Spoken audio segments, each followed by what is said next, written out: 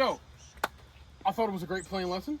I think it started out when we talked about it's very important to distinguish where we want to hit it on certain tees, right? We want to talk about risk reward, knowing where to hit it on certain holes, when it's good to hit driver, when it's not so good to hit driver. Okay, what gives you the most real estate to miss? I think remember on maybe 13 or so where we hit driver, worked out great. Had nothing in, actually made birdie there, which was, like you said, it paid off. He hit driver very straight, but then I think on 5 or so, where we talked, driver really wasn't the play, because if we hit it too straight and too far, water came into play on the other side, so we kind of backed down to 3-wood, hit it in the middle after we hit a second shot, and really gave us a better opportunity to make birdie or par, not to take that penalty stroke. I think what we can take away today, and you can let me know if you feel the same way, we hit the ball really well. It's just we got to understand if we are going to miss, where do we miss so it's the easiest up and down? Okay, so we don't, we talked about short siding ourselves. We talked about flags that maybe, we got a short wedge in, flags on the right.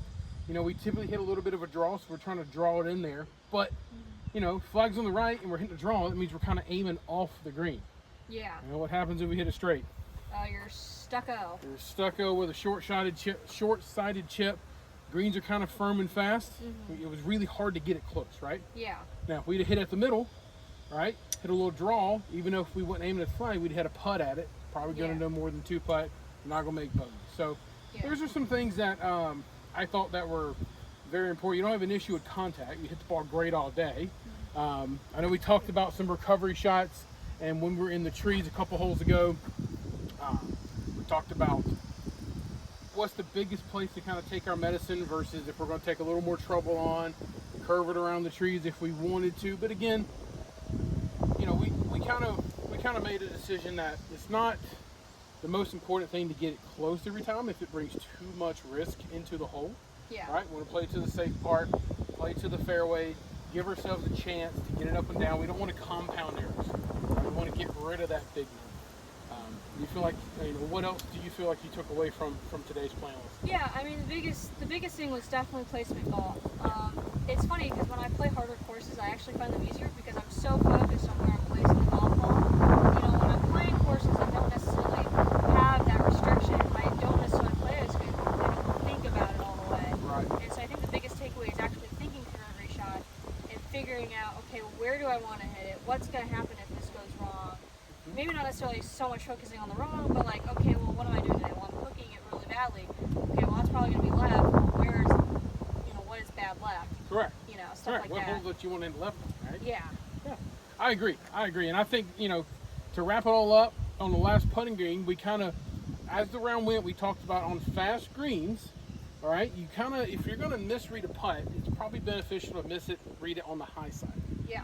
You miss it on the high side, the ball is actually always breaking to the hole, right? On fast greens, if we underread the break, well, at some point it's going to start breaking away from the hole. Yeah. Right, so we get downhill, we get it breaking away, the ball's getting further and further away. So I think it was a big importance that we learned, and we kind of saw on our last hole, we had a pretty good breaker.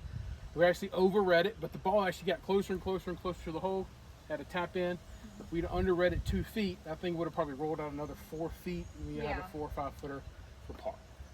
So on the tee box, the right decisions were very important. I think we did a really good job throughout the round. Recovery shots, when we got in trouble, we recovered just fine. I think we had one shot where we just didn't quite keep it low enough. We clipped a little bit of a branch, dropped down. But again, our second recovery shot on that was good, right? I think we had a good up and down for both. And then putting, okay? We started reading putts better. We started 2-putting better. I think we'll reduce 3 putts and play better golf. Yeah. All right. Thank you. You're welcome. Good job.